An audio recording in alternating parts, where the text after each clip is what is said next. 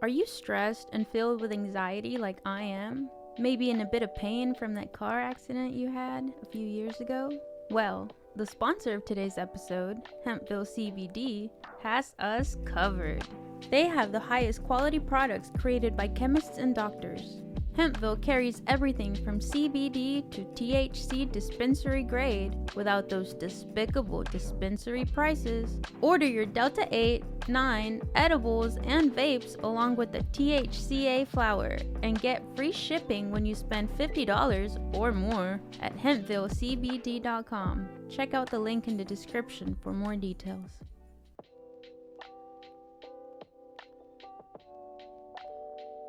Welcome to the Filmistines, the double feature podcast. Join us as we unravel the interwoven experience of the continuous conversation of cinema. Take part in pairing movies with their cursed counterparts, movies that share DNA, or even pairing questionable duos by joining our Patreon at patreon.com/filmistines. We offer tiers at the $1, $5, and $20 level. With the $5 tier will grant the ability to request films to further the discussion. So grab some popcorn, sit back, and get ready to join the 100-year conversation.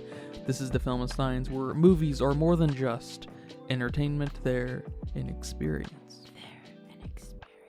All around you. And welcome back to another episode of the Filmistines. Thank you for joining us today. I am joined today by my Frenchman, Lucy. Bonjour, people. I don't know how to say people in French. You can join us every Monday, Wednesday, and Friday for brand new episodes of the Filmistines. Some recent episodes include the totally historically accurate Amadeus, Dream Scenario, the new Nick Cage film, Inception, the sleepiest of films, the Too Cool for School Rebel Moon, shout out to Disney for dodging that bullet, and Disney's own The Creator. That's not Disney. Remember to leave nice reviews, comments, thoughts, and ideas over on our Patreon at patreon.com/filmistines. You can go over there and request a film by subscribing to us for $1 or 50 cents. I think you can do a custom. Anything goes. 1 penny requests. Don't do a penny. Limited time. I don't think you can actually go that low on Patreon, but Okay. Or 50 cents. Just do $1, please, at least. that'd be much appreciated. But today we're discussing the 2023 Ridley Scott film, Napoleon, with our boy, Joaquin Phoenix. He is our boy, isn't he? Yeah, he is. I like Joaquin. I do too. Are you familiar with Ridley Scott? Besides Alien, did he do all of them? No, just the first one, right? He's some way associated with the others for the most part, but yeah, he directed that first one. And then I know he did Gladiator, but I've never seen that one, so I know he directed that. Mm-hmm. And then The Martian. The Martian, you like The Martian? That's I love right. that Martian. Forgot about that movie. Yeah. That's a great movie. Yeah. That's probably Matt Damon's best movie. Didn't we see that at the movie theater when it came out? We sure did. I remember that, so. yeah. I'm pretty familiar with Ridley Scott. I get his name mixed up. I call him Scott Ridley sometimes, so here, excuse me if I do. You're excused. He's no doubt a remarkable director in that he's just constantly making films, and he's an old guy. He's like 80-something. Yes. Oh my God. So it's really unbelievable that he's got the will left in him to direct something like Napoleon, nonetheless. And might I add, he doesn't look old. Like, he looks old. Okay, he looks old, but he doesn't look 80 old. It's because he's young at heart, man. He's young at heart. Just that's the key here, people. Stay young at heart. It's true. Chill out. Stay young at heart. It's pretty cool. I don't love Ridley Scott films. I saw House of Gucci. I saw The Last Duel. They're fine, and we might come to them at some point here on the podcast, so we won't talk too much about them. Going into Napoleon, though, I felt like this was just going to be a dad film. Yeah, I don't think they're quite dad movies. He makes, like, get yourself ready to be a dad movies. Like, you're not quite in the Ford versus Ferrari. You're not quite there with Air. You're not quite there, but you will like those in the future if you like these. Okay. You know what I'm saying? Yeah, I see that. Like, you're about to be a father. Okay, I can see this. I'm happy to report, though, that I enjoyed Napoleon quite a bit. It's very long. but it probably should have been 5 times longer. It's kind of insane. Because I do kind of like the model of storytelling here that we have. We're just on to the next thing so quick. Minus the war scenes, they tend to be kind of the longer sequences. But we're moving so fast through these 10 years of Napoleon. More, right? Yeah, about 11 or 12, right? Because we start in 1793, and then he dies in 1821. Okay. So we kind of see that whole timeline, which is, 20, 30 years? In a very short span. Because we focus on his military career, but we still see a little bit before and a little bit after when he's exiled and stuff. So we see a lot here. We do, and I do like the focus of the movie, which seems to me to revolve around mostly Napoleon more as a man than a representative of French, or someone who's trying to rally France together to... Yeah, we're sort of humanizing him in that he had other things going on besides being an emperor general. Yeah, and his genius behind that. A little bit like Maestro. Kind of gave me those vibes on how they're going to portray Napoleon, this great battle man, so to speak. Yeah, and even say maybe a tinge of Amadeus, where we, for different reasons, I guess, focus on a little bit of the quirky side of Napoleon. Yes. And I like that, but I don't like that that's countered with Josephine, Vanessa Kirby.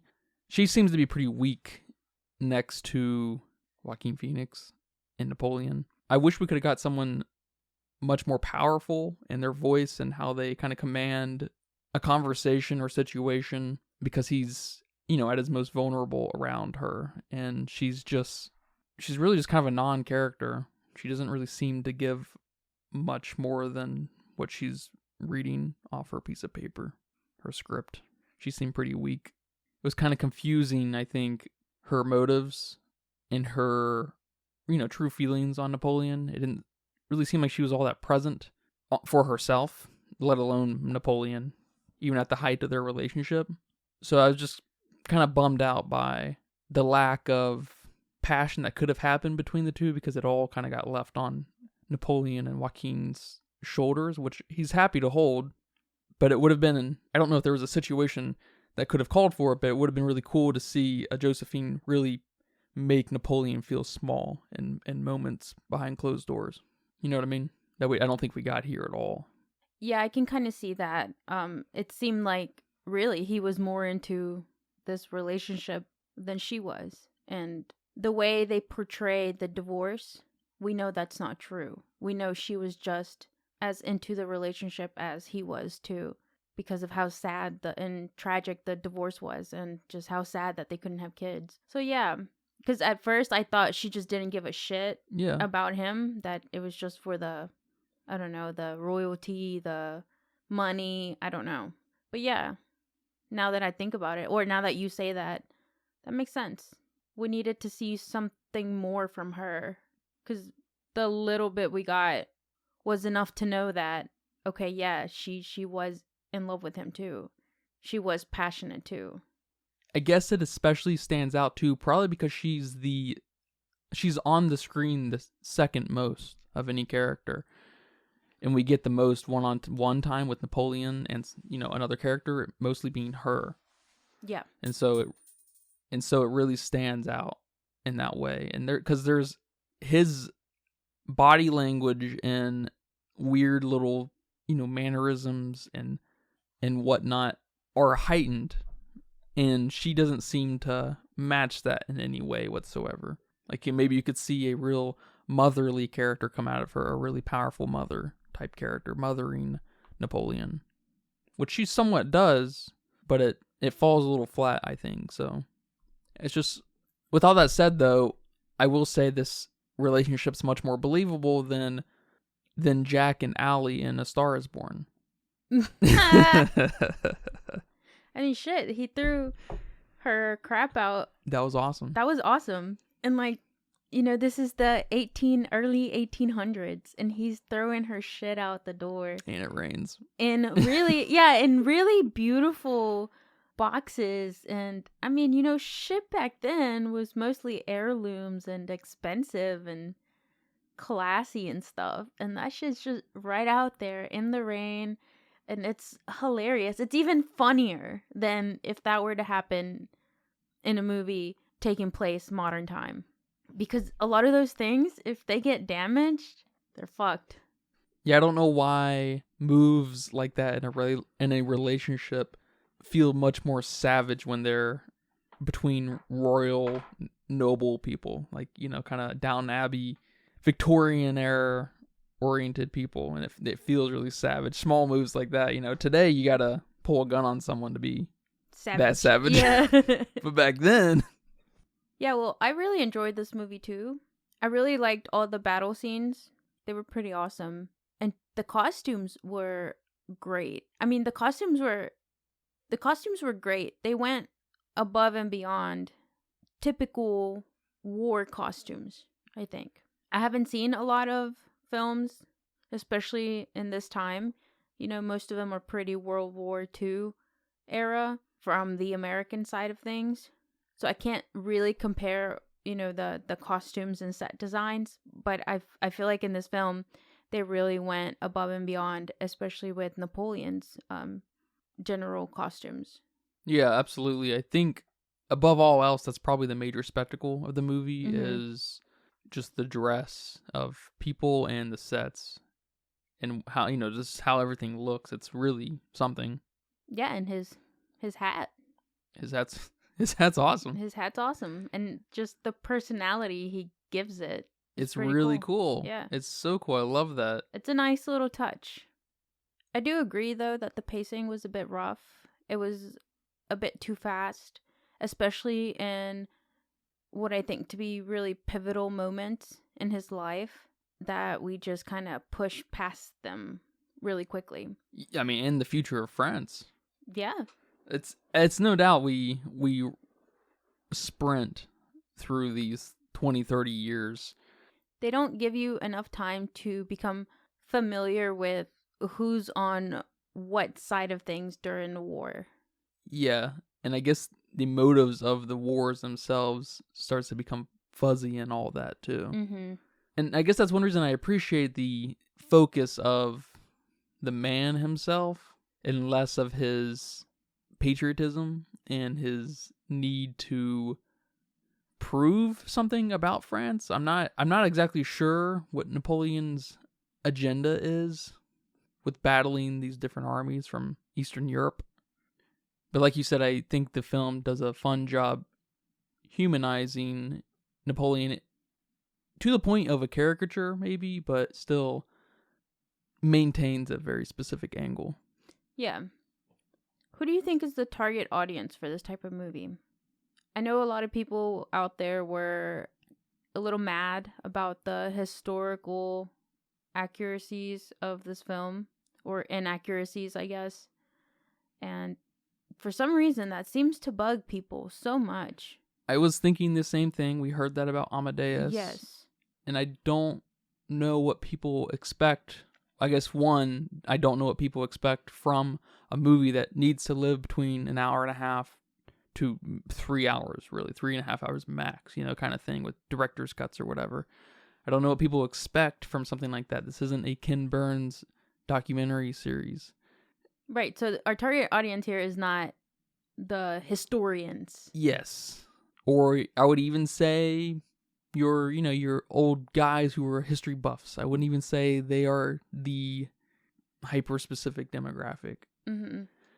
But it's kind of funny because I can't imagine this being very popular with the kids.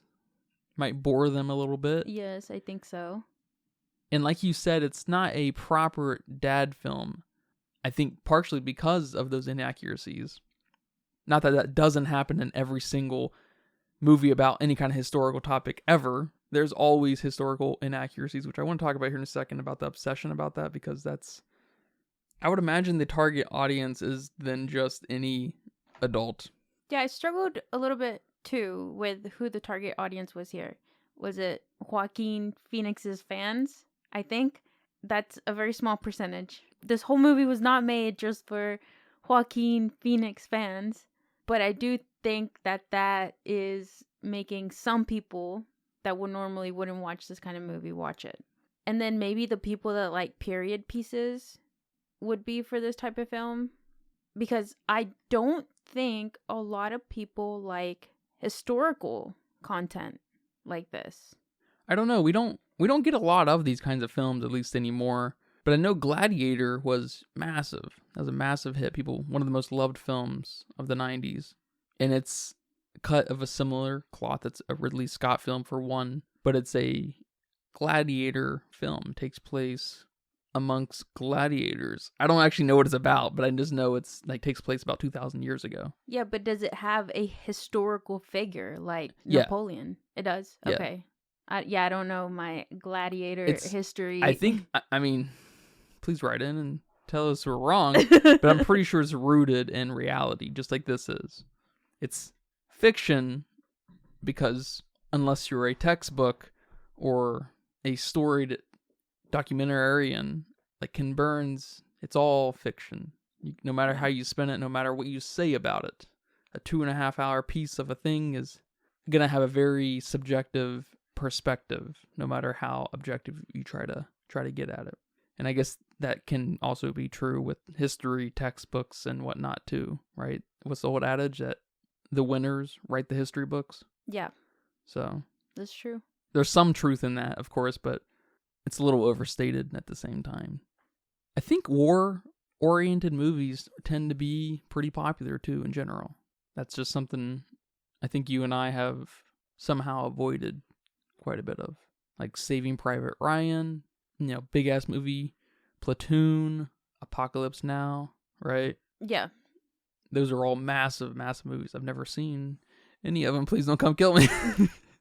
So I think there's that slant too. I'm not sure what that demographic looks like. That just might be humans liking violence, Oh, yeah. So there might be a teenage slant here too with the gore, really. There's some pretty gnarly kills throughout this film. Yeah, the battle scenes were definitely very chaotic and super gory, and I like that. Again, not too familiar with war movies, but they never quite get super gory. Mm-hmm. There's dead bodies laying everywhere, but you don't see the horse explode. Yeah. Or, there's water and blood everywhere. Or, the guillotine chopping someone's head off and someone lifting it up. And sometimes you get the implication that that's happening, but you don't see anything a lot of times. But here we saw all of it. So yeah, there's a lot of violence in this movie. Yeah, I don't know how common that is in war films. The graphic nature. You'd think historians and the people who bitch and complain about the inaccuracies of films like this would be the first people to defend the embellishment and quick-natured of storytelling and how things can lose and gain different meanings throughout time. You know what I'm saying? Yeah. Because the first historians of the world were our storytellers, 20,000 years ago. That's true. That's how you told what happened, through a story. And things became legend and myth and even divine in some situations. So you think historians, no matter how professional and and how much integrity they have, they would understand that this is not a textbook. For one, they're watching it on the screen. You read a textbook. I don't know if everybody's aware, if every historian's aware of that fact. That's a fact for you right there. And also, I mean, you're just absolutely right. I'm sure one of the biggest source materials we have from people like Napoleon are his love letters to Josephine. And how much do you embellish when you're in love? Or when you're far away from your partner? If you're far away from them, you miss them. You absolutely fucking miss them. And you appreciate them. Like, absence makes the heart grow fonder, that kind of shit. Yeah. Or even, maybe even more primitive. Well, maybe not more primitive, but the other way. More civilized. When you put pen to paper, you try, maybe it's just me, but you try to actually say something. Yes, and that's kind of where my point was going. It's because not just a text message. Damn. Because when we see Napoleon and Josephine interact, again, it might just be her. It might be their dynamic, but they don't have that passion that Napoleon is putting in his letters. And there could be several reasons for that. We don't know. Maybe he didn't mean half the shit he wrote, but he was just so lustful or, really cold in Russia. Or maybe he was more passionate on the inside. And then the letters kind of give a window into that.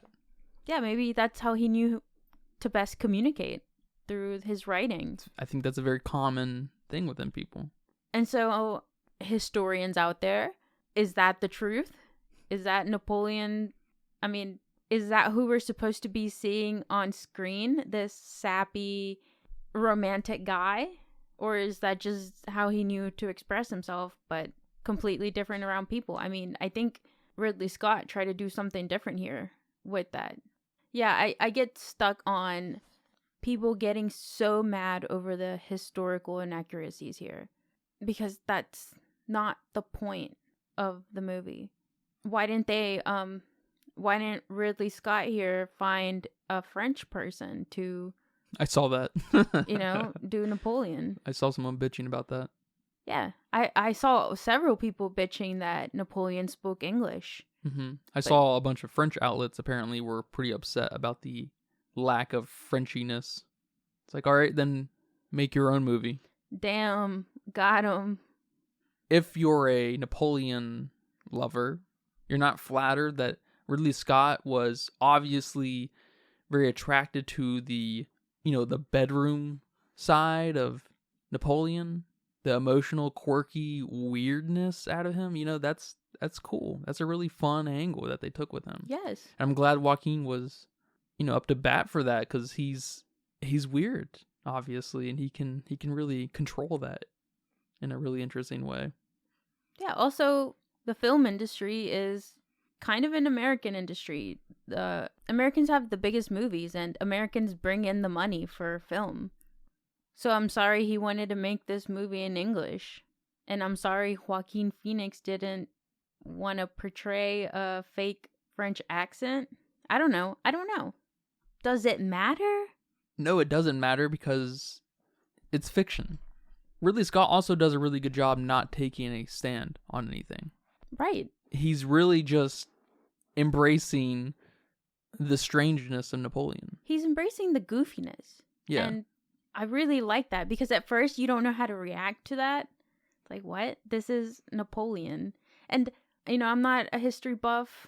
I don't go read history books. My history education stops at, college level, world history class. That's it that I had to take to get my degree. That's it. So I don't know a lot about Napoleon, but again, not the point. The point is to give him a personality that we don't often see in these history books. Yeah, well said. And that makes me think of all of our founding fathers in America. I don't think I've seen anything with them having personality. They're all these super stoic. Yeah, the only one we get a slight personality thing with is Abraham Lincoln. But that's it. Yeah, I don't even know about that. Maybe an Abraham Lincoln vampire hunter. But he's still also kind of your stoic, just... Yeah, he's a smart man, abolished slavery, wore a top hat, very wise. He's on the penny, Yeah, he sure is. He sure is. Yeah, and I love how Joaquin kind of just embraced it here, especially with the little scenes like when he falls asleep, because I don't know, he's so bored, he's so tired. I don't know, it's so kind of quirky. Like, what the fuck is Napoleon? Right now he's sleeping while we're discussing these urgent matters. Or when Josephine calls him fat and he's like, what? I like to eat. I do. And probably one of my favorite parts is when, you know, they're trying to make a baby. He's trying to get an heir, and there's that really playful scene where they're at the breakfast table and he crawls under the table and grabs her and, you know, brings her in there with him. Can you imagine George Washington doing that? I cannot imagine George Washington doing that. I can't imagine any president being portrayed like that. Maybe Trump. I don't know. He's a ladies' man, I guess. But I don't know if he's exactly playful. I think they'd take another route with him, but... Yeah, he's more of a Bill Cosby type. Bill Cosby? Shit! Alright, you said it, not me. Let's just get that out there. It's a joke. No, the only one he's drugging is himself, and it's with Viagra. Damn. Got him. Again, you said that, not me. But it's just so funny. These parts are so funny that it's hard to make this film anything other than it's giving Napoleon a personality and a love story between him and Josephine. Yeah, exactly. Which is why I have an issue with Josephine's character. Yes. I can't get away from that. That's why this movie can't really be elevated to new heights in my mind, because Josephine's actor was, or direction, it's hard to say. I'm not too sure, but it fell very flat, and it felt like she wasn't able to challenge Joaquin when she was supposed to. Because there are moments when Napoleon crawled in her lap like a kid. Mm-hmm. It's like, all right, you have the platform, you have the body language that allows for you to make that 1-2 punch, Yeah. And she really drops the ball on that.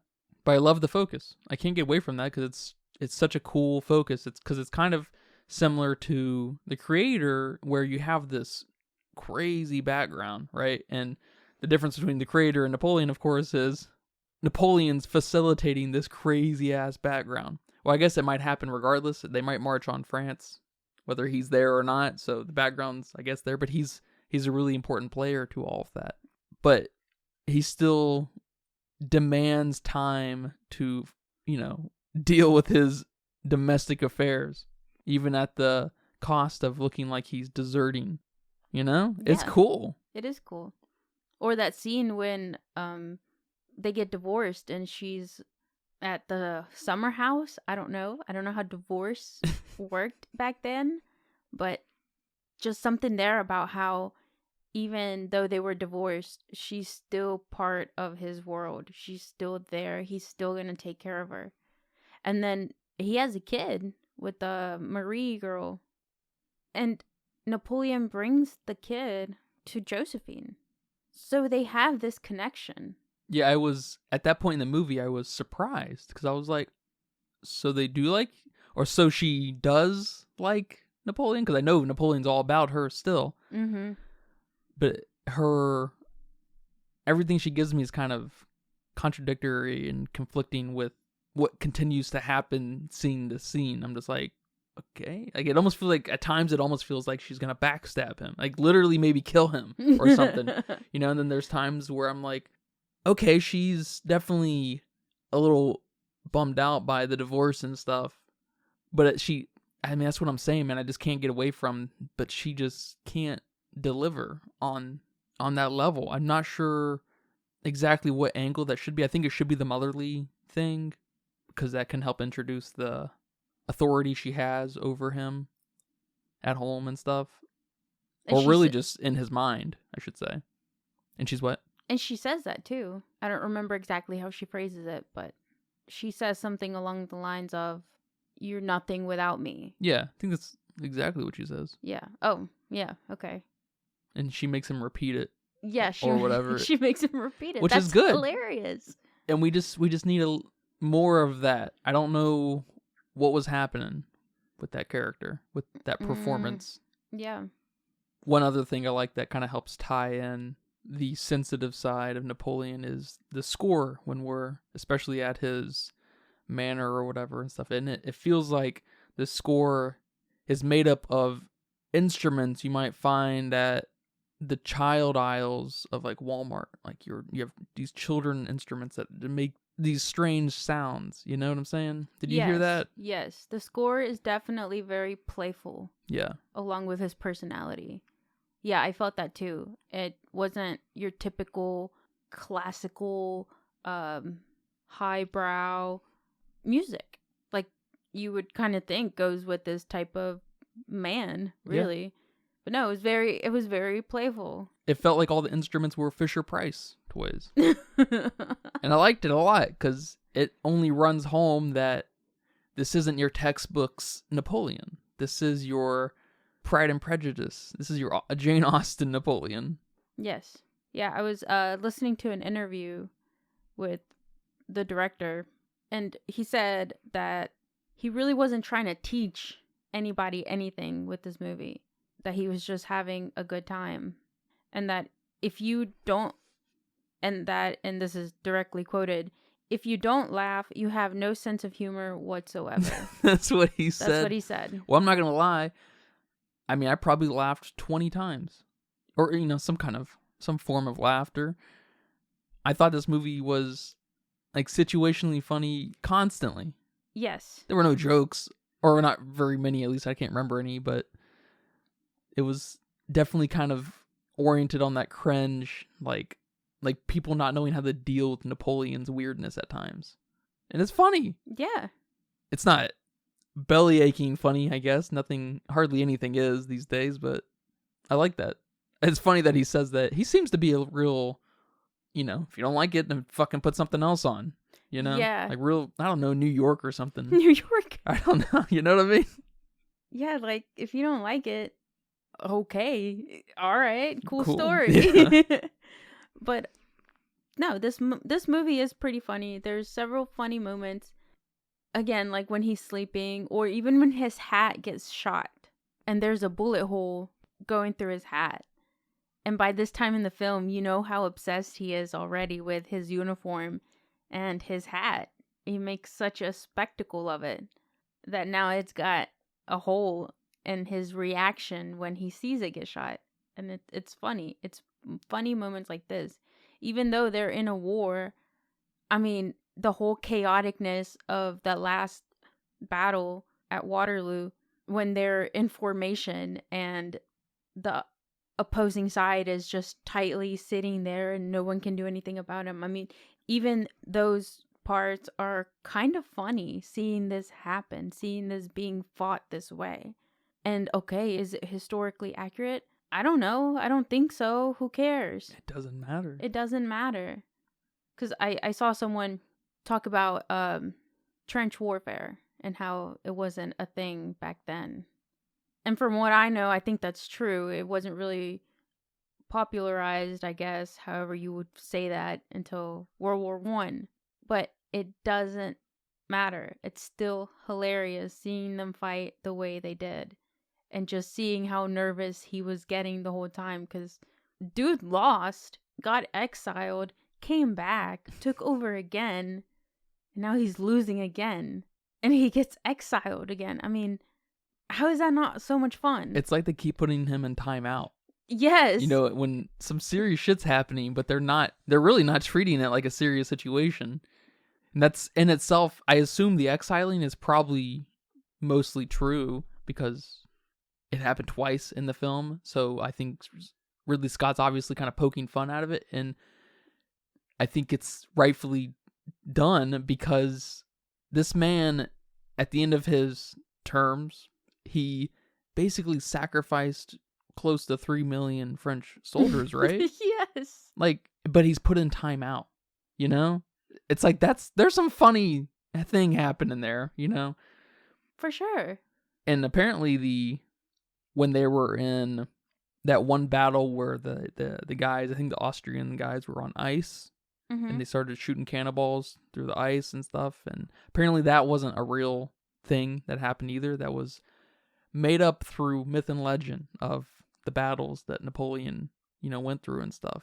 That's awesome. And I, as a historian, knowing that comes from myth and legend, and just the love and pedestal people put Napoleon on, doesn't it just make you grin ear to ear to see that depicted as if it was real? Like, now these stories kind of have a visual to them in a really crazy way. I don't know what to say. That's just, isn't that cool? That's fucking awesome. Like, it doesn't matter if it's historically accurate. Yes. Like, I don't know why that's important to anyone when they're watching a Ridley Scott movie. All right? If Ridley Scott was going around being like, this is the most historically accurate Napoleon depiction ever made, he opens the door for the criticism. Yes. It's just like how we've talked about before. Certain directors, I can't think of any off the top of my head, but certain directors will say stuff during interviews that really was a non-issue before, but now they've all of a sudden opened that door to see the whole thing in a new light. And sometimes it doesn't work in their favor. Mm-hmm. Sometimes it really makes the film not be as successful, critically. I think we've talked about one recently here in the last few weeks, but I can't remember. Apparently Scott said something kind of funny to the inaccuracies. He says, Napoleon dies, then 10 years later, someone writes a book. Then someone takes that book and writes another book, and so on for 400 years. And there's a lot of imagination in history books. When I have issues with historians, I ask, excuse me, mate, were you there? No? Well, shut the fuck up then. Yes. That's what he said. I like that. That's such a mom thing to say. Were you there? No. Then shut the fuck up. But it's true when you present an issue that's a non-issue. Yes. He's just giving you something visually stunning here. I mean, the cinematography in this film is absolutely wonderful. But he's giving you something different. I mean, isn't everyone bitching all the time about how they want something different too? But what, not different enough to personalize Napoleon Bonaparte? We don't want to see the capital R and lowercase r romantic of Napoleon. We don't want to see the legends that he initiated. We don't want to see him get his freak on. You know what I'm saying? Apparently. Have you ever seen George Washington fucking in a movie? I am sorry to say I have not. You ever seen Abraham Lincoln fucking? I don't think I have either. Why is that funny? I don't know. It's funnier than George Washington. Does he keep the hat on? In my mind's eye, he had the hat on. Right? Yep. Me too. No, Napoleon is a fine movie. Ridley Scott did a fine job. I agree. He did a good job. I agree. I almost wish this would have been a mini-series or like a limited series and focused a bit more on either the personality thing or Josephine and his relationship. Yeah, totally. We could have embellished everything just a little bit more. Maybe he could have included a few more, legends that pop out of Napoleon that weren't true. Yeah. Just to make sure you knew that it wasn't that a cameraman wasn't actually there during Napoleon's battles. What? Yeah, that wasn't Napoleon on screen. What? That was Joaquin Phoenix dressed up as a Frenchman. No. He also didn't speak English. They spoke French. They spoke 1700 French. Damn. In early 1800. Because if this movie was in French, there would have been all this criticisms about, well, French didn't sound quite like that at the end of the 1700s. Okay. And if it did, I guess, because we know what that sounds like, then would he be called pretentious? Yeah, for real. He would. So you can't really please. Well, he pleased me with this movie. I'm pleased. I guess to just run it home, excuse Ridley Scott for trying to make warfare, fun. It's not fun, I guess, obviously, in real life, but it's also not very fun usually watching it. It's very kind of kids bashing toys together, especially of the time where the only interesting part is the strategy part, and that's going to be a hyper-specific conversation that's going to lose people. Right. And it's fun to see people on Game of Thrones moving, their pieces around on the big map and everything, but it's hard to earn that kind of thing when you don't have 8 seasons kind of thing. You know what I mean? Like, Yeah, or when you're battling something that's not human, then Yeah. it becomes interesting. Yeah. And we move so fast in this movie, there's just no time for details like that, because that would also start to help open the door of the historical accuracy of it all. Because we do a good job avoiding the kind of political bedroom talk. We don't see a lot of the political drama. Yeah, we just see a fast scribble of a name, Alexander the Great or whatever. That's really it. I mean, he's also counting on you a little bit to know your basics about this revolution. Yeah, I wouldn't say he throws you in the deep end, but he almost does, where he just sets you in France, and and then you just got to realize that they don't have the best relationship with the British and Austria and Russia and Prussia, I should say, I guess. Yeah. Blow up a few pyramids here. Oh yeah, that's a good one. They didn't like that one either. Did you see that? No, So I didn't. Napoleon didn't shoot cannons at the pyramids of Giza. Oh no. Apparently that was Ridley Scott's creative choice to indicate that the French took Egypt, quickly, easily, swiftly. You mean he made a creative choice in this movie? Yep. The audacity. But that was an awesome little, yes, small little bit. Him launching, the visual of him launching cannons at the pyramids. Awesome. After he had just been inspecting a mummified body. Yeah. Like that. I mean, come on. I just don't understand how you cannot appreciate this. At least. I'm sure there's a documentary out there about Napoleon. Go watch that if you want to have some sort of historically accurate tellings. Or go read a book. Which I'm sure you have. You're a historian, I guess. Yeah, you probably know the story of Napoleon. You really want to see it on the screen again? You know what you've already seen in your mind's eye 100 times? That's true. I want to see Napoleon remade, but through a Japanese lens where all the characters are Japanese. Yes! That'd be hilarious. Yeah, and they can speak whatever language, Japanese if they want, or it should just be dubbed. There should be no dialogue, like no embedded dialogue. It should all be just dubbed with French. And the voices are clearly not the Japanese guys doing the French voices, which is an abomination of a thing going on. I'd watch that. And then Godzilla can show up halfway through. Like, what? They're going to lose their mind. Godzilla wasn't in the French Revolution. And then Godzilla has a fake Jewish nose.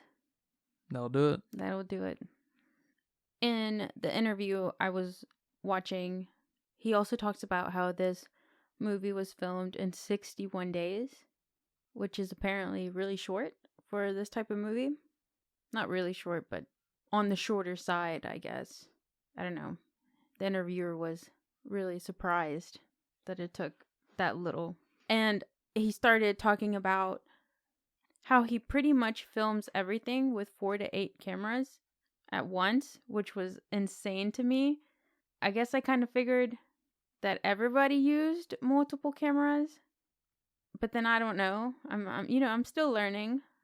But that's just crazy that apparently here he used up to 11 cameras, which is nuts. That just seems like a lot of work for the editing guys. Yeah, editing this movie was probably pretty nuts. But if you can get a lot of really great takes, which something tells me they do with someone like Ridley Scott and Joaquin Phoenix, and just the total necessity of getting shots right on the first time in this kind of production, because there's a lot moving on. You cannot have these people reshooting and reshooting and reshooting. There's a lot happening. Yeah, which I think that helped with the lower amount of days it took filming, because they didn't have to reshoot, I guess. So that was cool. That was just interesting. That probably also implies a complete vision going into it. Ridley Scott did not leave this production with 80 hours of footage. He had all of this planned out and had a proper vision, unlike I think a lot of directors do, who abuse, the digital camera and people's time. Mm-hmm. No, for sure. I think he definitely had his vision. And it seems like he got what he was trying to say. Yeah, totally. And he's happy to defend it too, which I love. Yeah, I do too. He's pretty outspoken. Or he seems like he's pretty outspoken. I didn't realize he was that kind of character, but he's been making films for 50 years almost, so he's... Yeah, in the interview I watched, I guess the people, I'd have to pull it up to see who it was, but they had previously interviewed Christopher Nolan when Oppenheimer came out, and they asked Christopher Nolan who was one person that he admired, would even kind of consider an Einstein of directors, and he said Ridley Scott.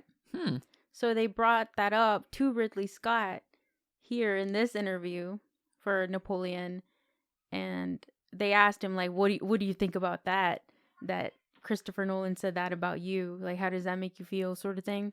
And he was like, oh, well, it brings tears to my eyes. And they were like, really? He was like, no, I don't.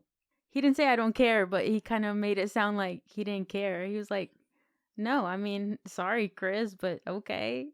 It was so funny. It was hilarious. This man is very outspoken and funny.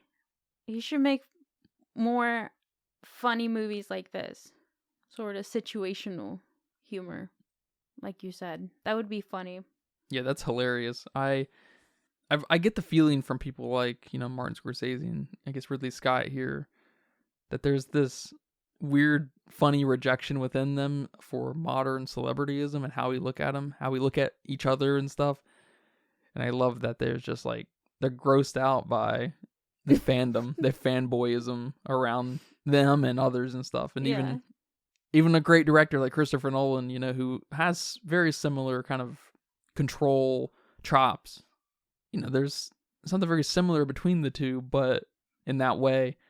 And who knows if Christopher Nolan's, being funny or whatever. Yeah, he's probably just a funny guy too. He may have just been cutting up that day. Yeah, just kind of stoking a funny fire with an interviewee because he knows he's going to use it for some nonsense down the pipeline. But there seems to be a funny kind of outspokenness with these old guys and a lot of modern cinema and stuff. I like that. That's cool. I like that too. It's like when you're a certain age, you're allowed to say whatever the fuck is on your mind. Yeah, you're allowed to fart in public whenever you want. Yeah, and you know what? You're dying, so...